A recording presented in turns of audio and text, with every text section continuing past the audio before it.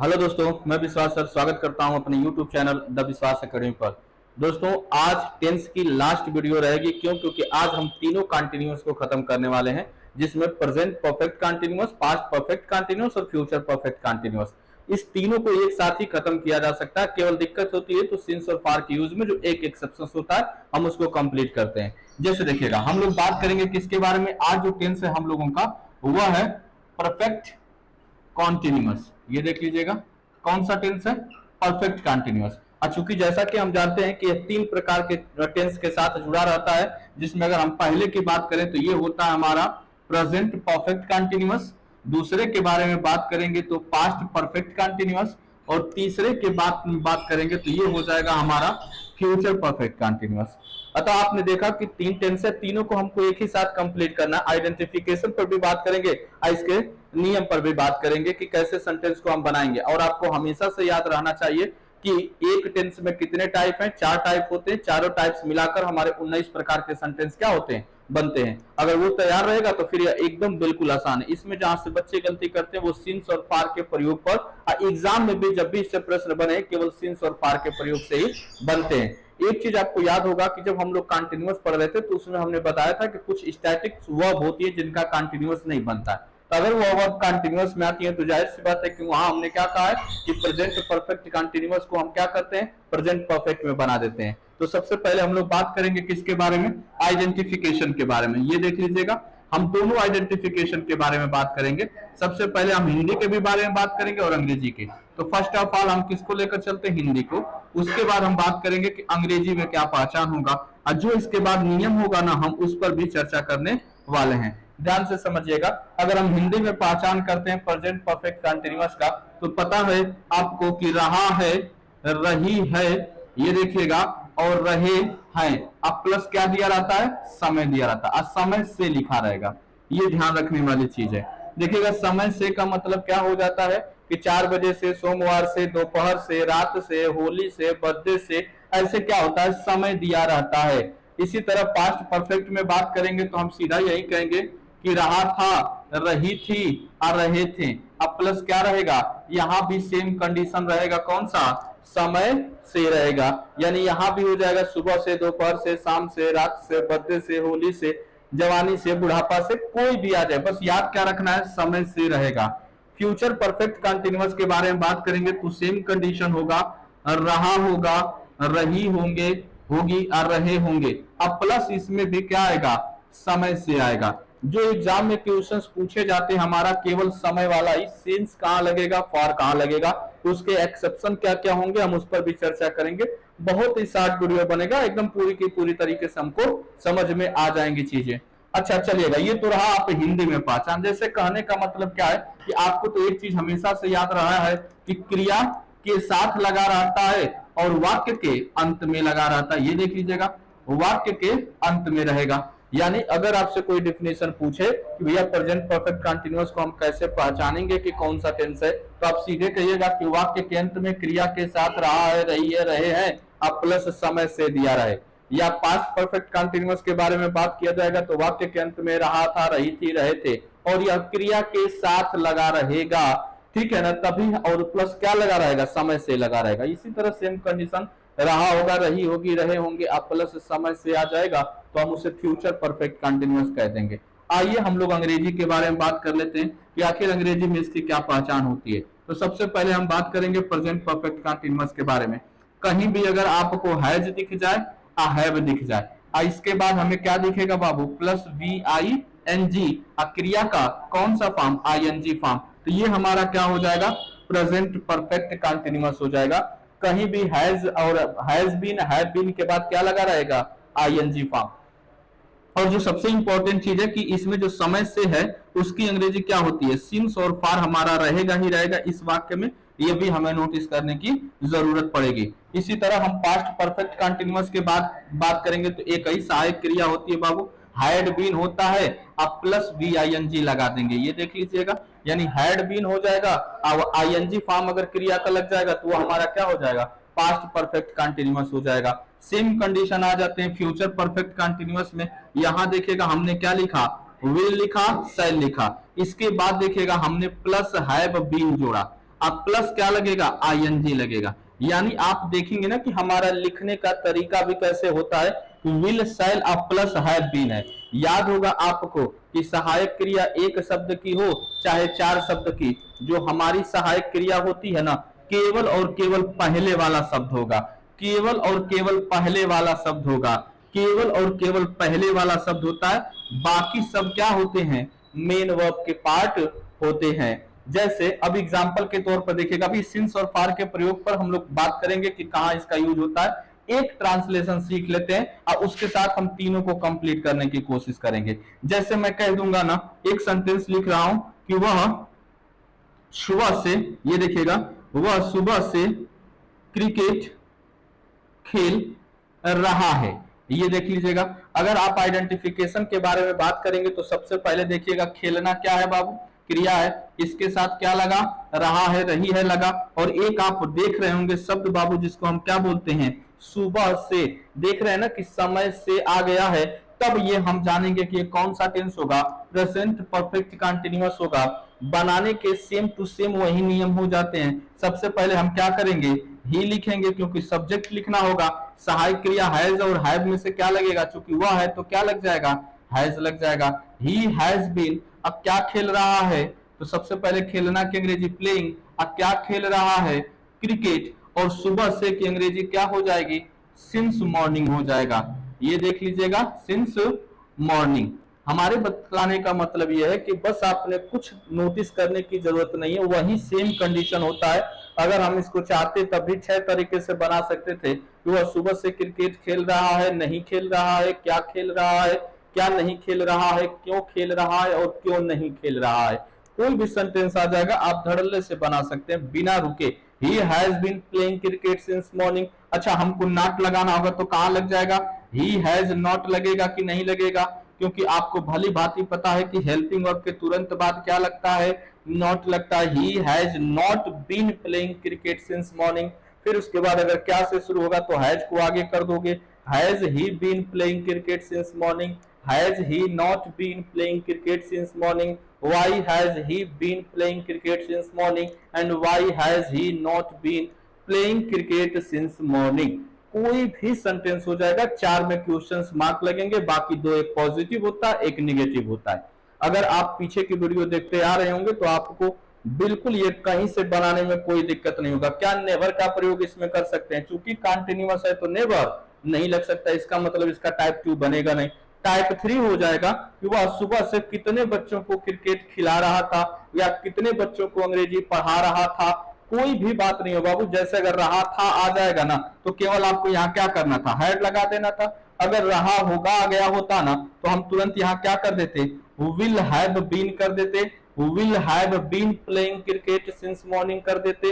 अर्थात हम ये कह सकते हैं कि अगर आप 4 टाइप्स पढ़ते हुए आ रहे होंगे तो आपको यहाँ कहीं से कोई समस्या होने वाली नहीं है। बस याद रखना है, जैसे अगर मैं इसी में कह देता बाबू कि नाट कहां लगेगा, तो आपको अगर याद होगा तो विल लगाएंगे, इसके बाद ही नाट लगेगा, फिर उसके बाद हम क्या करेंगे, हैव बीन, और उसके बाद हम आईएनजी का प्रयोग करेंगे। ये चीजें आपको समझनी पड़ेगी। और हम बार बार कोई भी टेंस की वीडियो पढ़ते हैं अगर आप हमारा, तो हम हमेशा से रिविजन करते हैं। क्यों, क्योंकि इसके अलावा कोई टेंस ही नहीं हो सकता। तो बिल्कुल घबराने की बात नहीं है। अब हम लोग चर्चा करेंगे बाबू सिंस और फार पर। इसी क्लिप में हम लोग पूरा का पूरा कंप्लीट कर लेते हैं। जो एक्सेप्शंस होंगे उसके भी बारे में चर्चा कर लेंगे, क्योंकि बहुत बड़ा टेंस नहीं है। इसके बाद ये लास्ट वीडियो रहेगी टेंस की। लगभग 9 या 10 टेंस की क्लासेस हमने लिया है, जिसमें पूरा का पूरा निचोड़ है बाबू। अगर आप वो वीडियो देख लेते हैं तो इसके बाद आप एक भी क्वेश्चंस और सिंगल क्वेश्चंस आप गलत नहीं कर सकते। क्यों, क्योंकि इसमें कुछ भी हमने छोड़ा नहीं है। जैसे आप खुद देखिएगा, हम बात करते हैं सबसे पहले सिंस और फार के बारे में, ठीक है ना। जैसा कि किसी विद्यार्थी से पूछा जाता है ना, जैसे मैं आप ही से पूछूंगा ना, ये बताइए सिंस का प्रयोग कहां करते हैं और फार का, आप तुरंत यही कहोगे कि सर सिंस का प्रयोग निश्चित समय के लिए किया जाता है, अब फार का प्रयोग अनिश्चित समय के लिए। लेकिन ये बाबू जैसे हिंदी लगाते हैं ना तो कहीं ना कहीं समस्या हो जाता है। जैसे अगर मैं आपसे पूछूं कि आप अंग्रेजी कब से पढ़ रहे हैं, तो अगर कहेंगे कि सर मैं अंग्रेजी सुबह से पढ़ रहा हूं, ये बताइए सुबह कोई निश्चित है, किस सुबह से पढ़ रहे हैं, है कि नहीं है। तो निश्चित अनिश्चित एकदम भूल जाइएगा, क्योंकि इससे बहुत ज्यादा कंफ्यूजन हो जाता है। निश्चित कब होता, जैसे मैं पूछ देता कि अच्छा ये बताइए आप अंग्रेजी कब से पढ़ रहे हैं, तो आप कहते कि सर मैं 2 घंटे से अंग्रेजी पढ़ रहा हूं। 2 घंटे से, इसका मतलब 2 घंटे ना, एकदम हम स्पेसिफिक टाइम बता दिए कि हाँ भैया एकदम निश्चित है कि 2 घंटे से पढ़ रहा हूं, तब बताइए। लेकिन 2 घंटे की अंग्रेजी हम क्या लगाते हैं, फॉर लगाते हैं कि नहीं लगाते हैं। इसीलिए हिंदी इसको मत याद करिएगा कि नहीं भैया हिंदी के निश्चित और अनिश्चित करते रहिएगा, बिल्कुल गलत हो जाएगा। आइए हम लोग सीखने का प्रयास करते हैं कि जब भी बाबू सिंस का प्रयोग यूज करना होगा तो आपको होगा क्या कि ये पॉइंट ऑफ टाइम के लिए लगता है। किसके लिए लगता है, पॉइंट ऑफ टाइम। अभी हम इसको डिस्क्राइब कर रहे हैं, बिल्कुल घबराने की बात नहीं है। जब हम फॉर के बारे में बात करेंगे तो अगर हम आपसे पूछें कि यह किसके लिए लगता है, तो आप कहिएगा कि सर ये पीरियड ऑफ टाइम के लिए लगता है। इसको समझने के लिए हम थोड़ा सा बताते हैं आपको कि कैसे इसको आसानी से समझा जा सकता है कि भैया पॉइंट ऑफ टाइम क्या होता है और पीरियड ऑफ टाइम क्या होता है। जैसे देखिएगा हम यहां पर आपको बात कर रहे हैं पॉइंट और पीरियड के बारे में, कि यहीं पर कंप्लीट कर देंगे। बिल्कुल अगर दिख रहा होगा उसे भी दिख रहा होगा, ठीक है ना। चलिएगा, जैसे देखिएगा अगर मैं कहूं आपसे कि पॉइंट ऑफ टाइम क्या होता है, पीरियड, तो पीरियड का मतलब जानते हैं ना कि अवधि होती है ना। अवधि का मतलब होता है कुछ पीरियड होगा, यानी कि जिसमें, अब देखिएगा हम एक ट्रिक समझा देते हैं आपको, पूरा क्लियर हो जाएगा। जिस समय को आप केवल पॉइंट से इंगित कर पाए उसके लिए आप क्या लगाओगे, सिंस का प्रयोग करोगे। देखिएगा, और जिसके लिए हमको लोगों का ना लाइन खींचना पड़े तो उसके लिए हम क्या लगा देंगे, फॉर लगा देंगे। देखिएगा वो बहुत ही अच्छा ट्रिक है जो हम इम्प्लाई करते हैं और कहीं से कोई गलती नहीं होती है। जैसे देखिएगा अगर हम आपसे कहेंगे कि सुबह से पढ़ा रहा हूं, तो ये बताइएगा कि सुबह से पढ़ाने के लिए आप ऐसे खींचेंगे कि सुबह से पढ़ा रहा हूं, नहीं। लेकिन अगर मैं यहीं पर कह देता कि नहीं भैया 2 घंटे से, तो देखिए 1 घंटा 2 घंटा, लाइन खींचनी पड़ती कि नहीं पड़ती। जैसे अगर मैं कह दिया सुबह से, दोपहर से, शाम से, रात से, तो ऐसे नहीं करेंगे कि रात से, नहीं खींच सकते हैं। लेकिन अगर मैं कह दूंगा ना कि 2 सप्ताह से, तो आप देख रहे होंगे कि 1 सप्ताह 2 सप्ताह, यानी एक लाइन खींचनी पड़ी कि नहीं, यानी कि कुछ पीरियड हुआ कि नहीं हुआ। तो अगर जहां कहीं भी पीरियड के बारे में बात आएगा तो आप तुरंत किसका प्रयोग करिएगा, फॉर का। और जिस समय को हम केवल पॉइंट के माध्यम से इंगित कर सकते हैं, जैसे अगर हम दिनों के नाम, जैसे मैं कह दूंगा ना कि सोमवार से, तो ऐसे नहीं होगा कि आप सोमवार को ऐसे खींचते रहेंगे, नहीं, आप कहेंगे कि सोमवार से, मंगलवार से, है कि नहीं। लेकिन अगर यहीं पे मैं बोल देता कि 3 दिन से, तो देखिएगा 1 दिन 2 दिन 3 दिन, यानी 3 दिन के लिए आपको लाइन खींचना पड़ा कि नहीं खींचना पड़ा। तो जब हमें लाइन खींचना पड़ेगा तो उसके लिए हमको फॉर का प्रयोग करना होगा, और जिस समय को आप केवल पॉइंट से ही इंगित कर पाएंगे। जैसे मैं कह दूंगा कि मैं बचपन से ही क्रिकेट खेल रहा हूं, जैसे ध्यान से सुनेगा, मैं बचपन से ही अंग्रेजी पढ़ा रहा हूं, मैं बचपन से ही अंग्रेजी बोल रहा हूं, तो बचपन के लिए से खींचेंगे नहीं, ना खींच सकते। देखिए बचपन हो गया, बुढ़ापा हो गया, ऐसे अगर कहीं सेंटेंस आ जाएंगे तो आप सीधा सीधा ये कहिएगा कि जिसके लिए पॉइंट ऑफ टाइम होगा सिंस का प्रयोग करते हैं, अब पीरियड ऑफ टाइम के लिए हम फॉर का प्रयोग करते हैं। आइए कहां कहां सिंस और फॉर का स्पेसिफिक यूज होता है उसके बारे में चर्चा कर लेते हैं, और साथ में इसके एक्सेप्शन के भी बारे में चर्चा कर लेते हैं जहां से एग्जाम में क्वेश्चंस पूछे जाते हैं।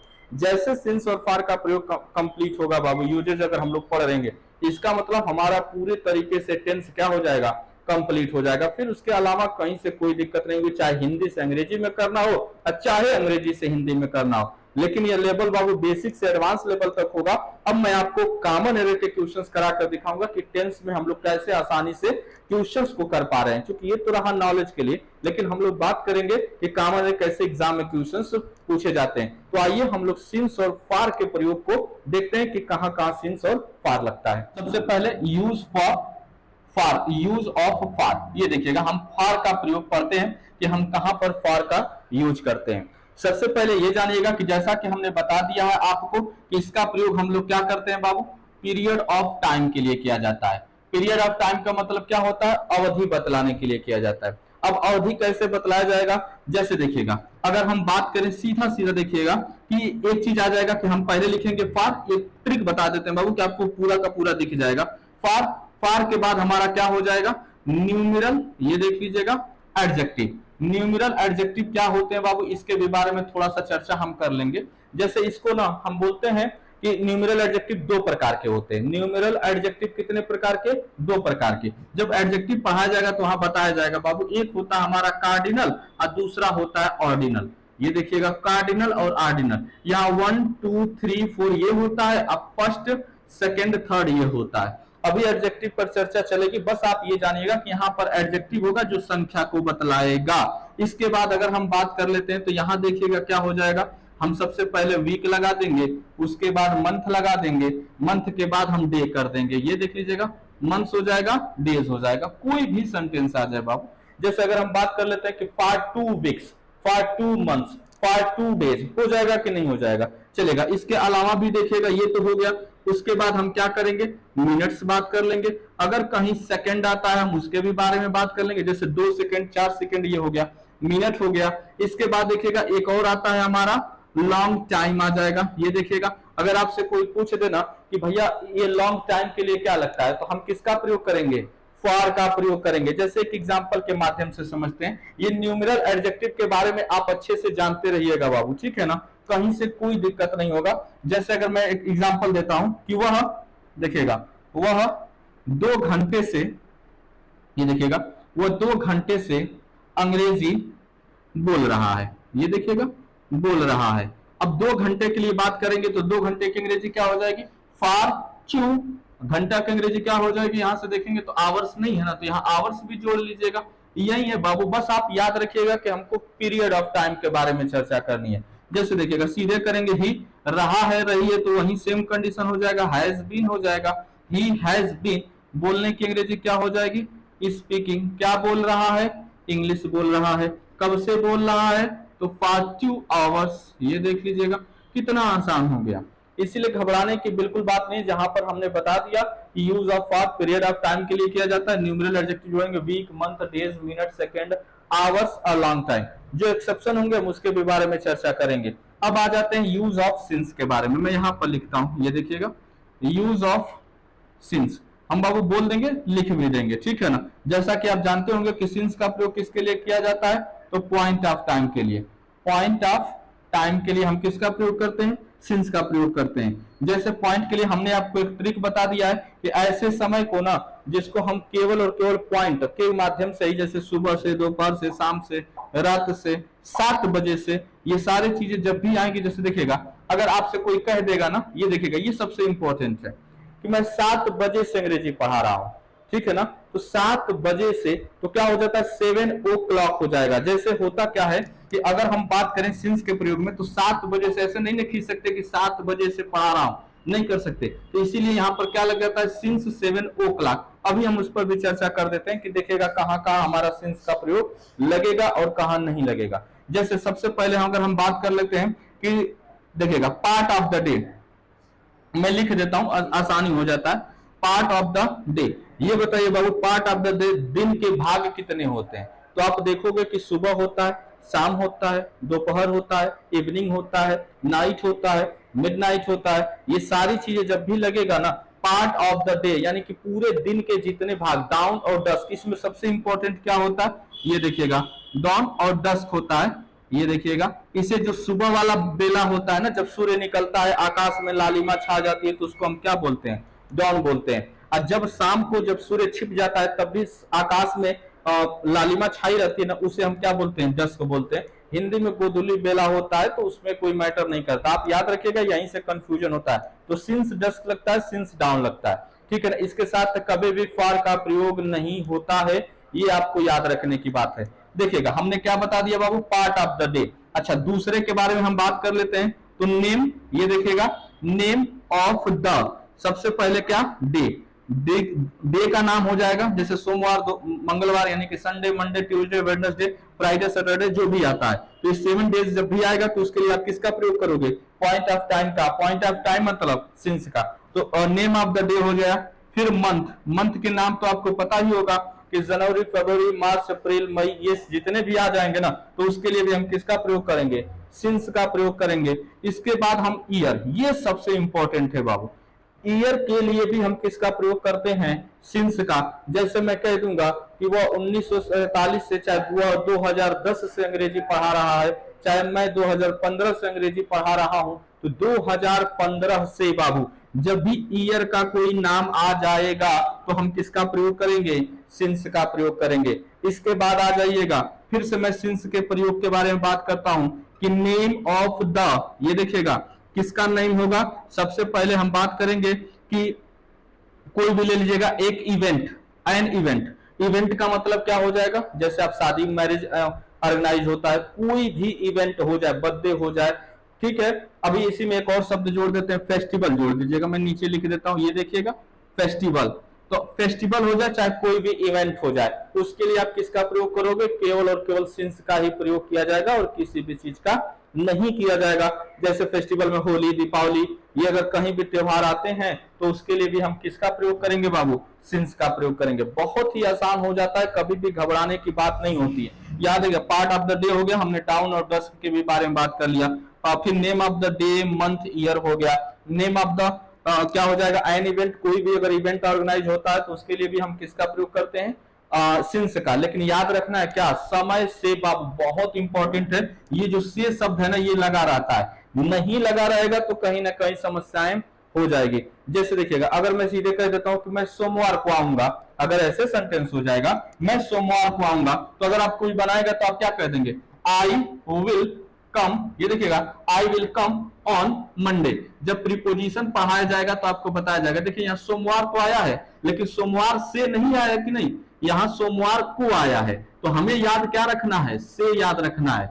जब भी समय से रहे और वाक्य के अंत में रहा है, रही है, रहे हैं, रहा था, रही थी, रहे थे, रहा होगा, रही होगी, रहे होंगे, अब प्लस समय से दिया रहे, तभी हम simple present perfect continuous, past perfect continuous या फ्यूचर परफेक्ट कंटीन्यूअस का प्रयोग करते हैं, अन्यथा नहीं करते हैं। ये नहीं कि अभी कोई भी ईयर का नाम दे दे तो हम तुरंत हैज बीन लगाने चले जाएं, गलत हो जाएगा। जैसे अभी मैं कह दूंगा कि भारत 1947 में आजाद हुआ था, सपोज दैट, मान लीजिए भारत 1947 में आजाद हुआ था, तो हम ये में सेंटेंस बनाएंगे कि इंडिया गॉट फ्रीडम। ये देखिएगा, इंडिया गॉट फ्रीडम इन 1947। अब ये नहीं ना कि 1947 आ गया तो हम यहाँ हैज बीन लगाने चले जाएंगे, नहीं। हमने क्या बोला कि इंडिया 1947 को आजाद हुआ था, ठीक है ना। अब ये नहीं कि 1947 से आजाद हुआ था, क्यों, क्योंकि रीजन देखिएगा बाबू, ये क्या है, कंटिन्यूअस है। जब कोई कार्य लगातार चल रहा होगा किसी अवधि से किसी अवधि के अंदर, उसी कंडीशन में हम present perfect continuous, past perfect continuous और फ्यूचर परफेक्ट कंटीन्यूअस का प्रयोग करते हैं, अन्यथा नहीं किया जाता है। चलिए एक सेंटेंस में बता रहा हूं, आप उसको बनाइएगा। जैसे देखिएगा, यहां पर कंफ्यूज हो जाते हैं बच्चे। जैसे देखिएगा, वह बीमार रहा है, ध्यान से बस इतना समझिएगा, वह बीमार रहा है। मैं कहूंगा कि ये कौन सा टेंस है, तो आप कहोगे कि सर रहा है, रही है, चलेगा। वह 2 दिन से, मैं यहां भी जोड़ दिया, वह 2 दिन से, ये देखिएगा, वह 2 दिन से बीमार रहा है। अगर ऐसे सेंटेंस आ जाए तब बताइएगा, कोई बता सकता है इसको। आप कहेंगे कि सर बीमार तो कोई क्रिया है ही नहीं है, अब क्रिया के साथ रहा है, रही है लगा रहता है, तब तो हम सिंस और फार का प्रयोग करते हैं। गड़बड़ हो जाएगा कि नहीं हो जाएगा, यही समझने की बात है। तो आप सीधे कहोगे कि ही हैज बीन। ये देख रहे हैं ना बाबू, प्रेजेंट परफेक्ट है, देखो हैज के साथ वर्ब की थर्ड फॉर्म, इसे हम सहायक क्रिया के अंतर्गत नहीं रहते हैं। He has been ill. अब बात आ जाती है, देखो यहाँ कितना आया, से आया कि नहीं आया, तो से की अंग्रेजी हमको लिखना पड़ेगा, क्या लिखना पड़ेगा, फॉर 2, ये देखिएगा फॉर 2 वीक्स, ये देखिएगा। तो यानी क्या बनेगा, he has been ill for 2 weeks. इसका मतलब वह 2 सप्ताह से बीमार रहा है। तो ये किसमें है, प्रेजेंट परफेक्ट में बना है बाबू, न कि future perfect present perfect continuous में बनाए। हमारे बस बतलाने का मतलब ये था कि अच्छा ये बताइएगा, एक और सेंटेंस हमने इसी में लिखवाया होगा आप लोगों को कि नो, अंडरस्टैंड, याद है कि नहीं, कि कुछ क्रियाएं ऐसी होती हैं कि जिनका कंटीन्यूअस नहीं बनता है। ये देखिएगा, अगर यही सारी चीजें प्रेजेंट परफेक्ट में कंटीन्यूअस में आ जाए, चूंकि हिंदी में नहीं लिखेगा, अंग्रेजी में लिखेगा। जैसे देखिएगा, हम ऊपर बाबू बता रहे हैं, आपको समझिएगा। मैं एक सेंटेंस लिख रहा हूं, बच्चे कंफ्यूज कैसे होते हैं, देखिएगा, ही हैज बीन। अब यहां पर हमने दे दिया कि knowing, he has been knowing since Monday, चलिएगा ऐसे लिख दिया सेंटेंस। अब ये सेंटेंस बताइए बाबू सही है कि गलत है। आप कहोगे कि भैया सिंस और फार लगा, हैज बीन लगा, आईएनजी लगा, इसका मतलब वाक्य सही है। लेकिन आप जानते रहेंगे कि हमारा कि कभी भी नो का कंटीन्यूअस ना बनता है, तो बनता क्या, हम एक स्टेप पीछे जाएंगे, तो प्रेजेंट परफेक्ट कंटीन्यूअस के पीछे जाएंगे तो प्रेजेंट परफेक्ट होगा। तो सेंटेंस क्या बनेगा, ही हैज नोन हो जाएगा, और सिंस क्या लग जाएगा बाबू, मंडे लग जाएगा। अब बताइएगा, हमारा अगर यही कॉमन एरर में कहीं दे देता तो हम गलत कर देते कि नहीं कर देते, कि भैया सिंस और फार का प्रयोग तो प्रेजेंट परफेक्ट कंटीन्यूअस में होता है, तो ये प्रेजेंट परफेक्ट में कैसे हो सकता है, तो आप यहीं पर गलत कर देंगे। लेकिन अगर आप रूल्स को पढ़े होंगे जो हमने लिखवाया था कि कुछ वर्ब्स ऐसी होती हैं कि जिनका कंटीन्यूअस नहीं बनता है, अगर वे कंटिन्यूअस में आ जाते हैं तो हम एक स्टेप पीछे जाकर हम उस वाक्य को क्या करते हैं, बनाते हैं, अर्थात एक टेंस पीछे चले जाते हैं। आप देखिएगा कोई भी चीज बाबू छोड़ा नहीं जा रहा है। अब हम थोड़ी सी बात कर लेते हैं इसके एक्सेप्शन पर, जहां बच्चे गलती करते हैं, यहीं से हमारा कंप्लीट हो जाएगा। इन सभी चीजों को बाबू आप अच्छे से ऑब्जर्व करिएगा, कोशिश करिएगा कि यहीं पर बार बार हम इसको देखकर क्या कर लें, याद कर लें। क्योंकि नोट्स बनाने का कोई बहुत बड़ा रोल नहीं होता, फिर भी अगर आप बनाना चाहते हैं तो आप बना लीजिएगा, उसे हम कुछ छोड़ते नहीं है। जब मैं पढ़ा रहा हूं तभी ही आप लगातार उसी समय नोट्स बना सकते हैं, तब जाकर ठीक होगा। नहीं तो ऐसे देखेंगे तो हम कहीं का उठाकर कहीं लिख देते हैं, तो नोट्स बनाने में आपको समस्याएं हो सकती हैं। लेकिन कोई बात नहीं, अगर आप बनाना चाहें तो जब मैं पढ़ाता रहूं साथ में आप नोट्स बनाते रहें तो बन जाएगा, कहीं से कोई दिक्कत नहीं होगा। आइए थोड़ा सा हम इसके एक्सेप्शन पे बात कर लेते हैं, जहां से बच्चे कंफ्यूज होते हैं वो भी कंप्लीट हो जाएगा, दिक्कत नहीं होगा। बस एक ही एक्सेप्शन है जहां से दिक्कत होती है। जैसे देखिएगा एक रूल है तो उसको हम कंप्लीट कर देते हैं। ये बताइएगा, हम 3 शब्द लिख देते हैं। लास्ट लिखा, लास्ट वीक, ये देखिएगा। इसके बाद हमने लिख दिया मंथ, इसके बाद हमने लिख दिया ईयर। अगर मैं आपसे पूछूं कि इसके लिए क्या किसका प्रयोग किया जाएगा, सिंस का प्रयोग किया जाएगा कि फॉर का, तो आप कहिएगा कि सर बिल्कुल कोई दिक्कत नहीं, यहाँ क्या लगेगा, सिंस का प्रयोग होगा। अब तो कोई दिक्कत नहीं है विद्यार्थी, हम बता रहे हैं ना, यहाँ नोट है बाबू, बहुत ही इंपॉर्टेंट है और एग्जाम में इससे पूछे क्वेश्चंस गए हैं।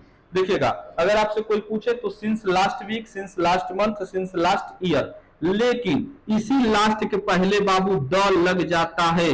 जैसे देखिएगा द लास्ट हो जाएगा, यहां वीक दे दे और मंथ दे दे और ईयर दे दे। देखिएगा बड़ा कंफ्यूजन हो जाता है बच्चों का।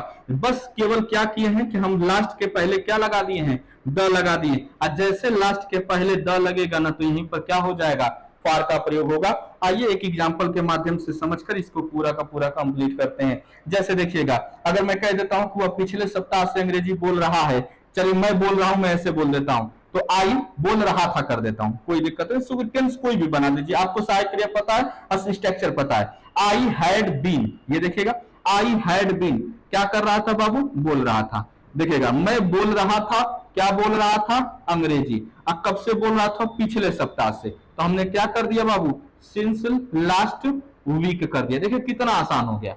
लेकिन यहीं पर क्या करता है ना कि लास्ट के पहले ये देखिएगा, ये तो हमारा अगर बनेगा तो ये वाक्य क्या होगा, सही होगा। लेकिन यहीं पर ऐसे लिख दिया तो द लास्ट वीक, ये देखिएगा। अब जैसे ही द लास्ट वीक लगा, आप ये नहीं कहिएगा कोई से भी कॉमन एरर आता है तो ऐसे ऑब्लिक कर देता है कि एक में गलती है कि 2 में कि 3 में, तो आप तुरंत कह सकते हैं कि सी में गलती है। लेकिन जब सुधारने की बात आ जाएगी बाबू, यहां देखेंगे कि द लगा है ना तो यहाँ क्या लग जाएगा, फॉर का प्रयोग होगा, न कि सिंस का प्रयोग होगा। तब जाकर ये हमारा वाक्य क्या होता है, सही होता है। मैं उम्मीद करता हूं बाबू कि टेंस बहुत अच्छे से कंप्लीट हो गया होगा। जितने एक्सेप्शंस होते हैं हम सारे के सारे डिस्कस करते हैं आपके साथ, कहीं से कोई दिक्कत नहीं होगी अगर आप पूरे वीडियो को ईमानदारी से देख रहे होंगे तो दोस्तों आज हमारा पूरा का पूरा टेंस कंप्लीट हो गया। इसके एक्सरसाइज जो एग्जाम में क्वेश्चंस पूछे जाते हैं कॉमन एरर के और सेंटेंस कंप्लीशन के, अर्थात जिसको फिल इन द ब्लैंक्स बोला जाता है, हम उस प्रैक्टिस सेट को जल्दी आपके सामने लेकर आएंगे। तब तक के लिए धन्यवाद, मिलते हैं नेक्स्ट वीडियो।